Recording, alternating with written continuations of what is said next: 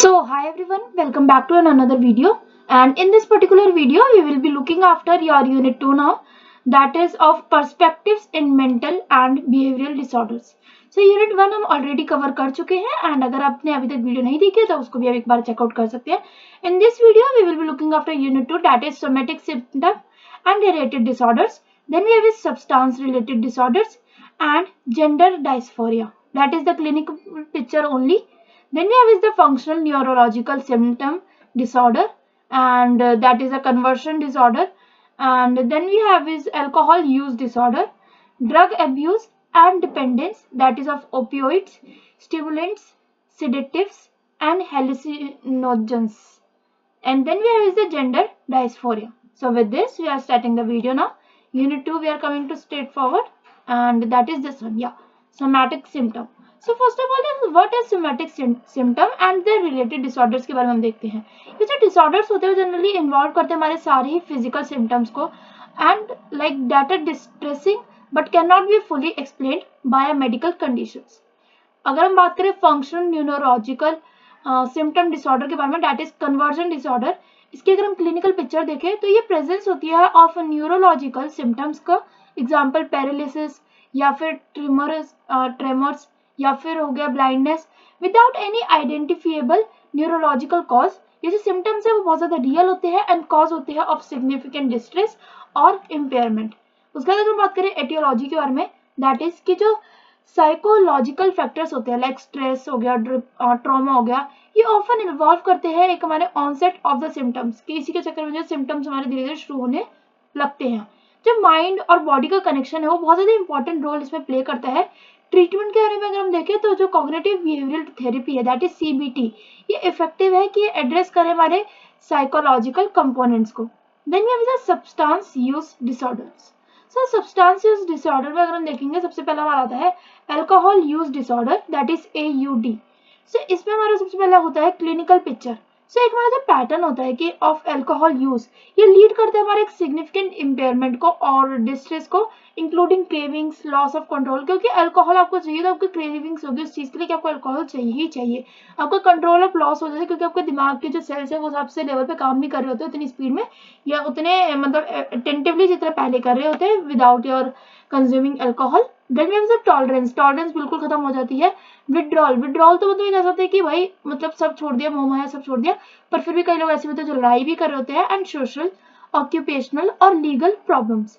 Effects of alcohol, तो पहला तो ये होता है impairment of cognitive and motor functions, liver damage होता है, ये तो मेजर थिंग है ही. And then is mental health issues like depression. Generally mental health issues like कि डिप्रेशन के टाइम पे ही मोस्ट लोग जो है जनरली अल्कोहल वगैरह जो शुरू करते हैं. Then here is the treatment, तो that is detoxification and inpatient rehabilitation. Then here is 12 step programs जो कि होते हैं example alcoholics anonymous. Then we have is pharmacotherapy, that is of example like disulfiram and the acamprosate. Then we have is the drug abuse and the dependence.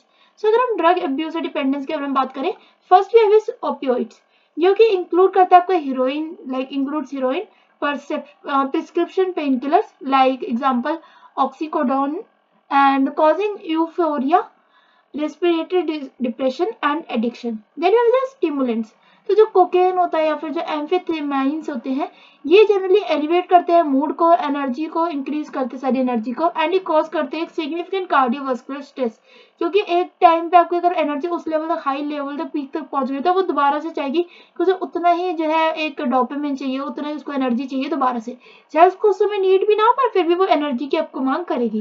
Then is the sedatives, sedatives like benzodiazepines. Then there is barbiturates, and ये cause करते हैं generally एक sedation but can lead to overdose especially when mixed with alcohol. Then there is hallucinogens. So hallucinogens में क्या होता है, एक तो होता है drugs like LSD और दूसरा है psilocybin. Then there is and PCP, ये cause करते हैं हमारे altered perception को, hallucinations को and dislocation को. Then there is the treatment. Treatment के बारे में अगर हम देखें तो then we have is pharmacological interventions या फिर बिहेवियरल थेरेपीज हो गई या फिर जो सपोर्ट ग्रुप्स होते हैं वो सब जो है इसमें इंक्लूड किया जा सकता है in the terms of treatment. Then we have is the gender dysphoria and that will be our last one. So gender dysphoria में अगर हम देखें तो clinical picture. So gender dysphoria जो है जनरली इन्वॉल्व करते हैं एक strong and persistent incongruence between one's experienced or expressed gender and assigned gender at birth. Then there is the symptoms distress. So symptoms distress के बारे में अगर हम बात करें और discomfort के बारे में हम देखें अगर, तो with one assigned gender a desire to be treated as the opposite gender, like opposite gender, or a desire to rid oneself of primary and secondary sex characteristics. Then is the treatment. तो that is की एक तो जो होता है gender affirmation therapy, example hormone replacement therapy आप करवा सकते हैं या फिर ऑफ सर्जरी. एंड दूसरा we have is another option that is psychological support, ताकि वो हेल्प कर सके मैनेज करने में डिस्ट्रेस को.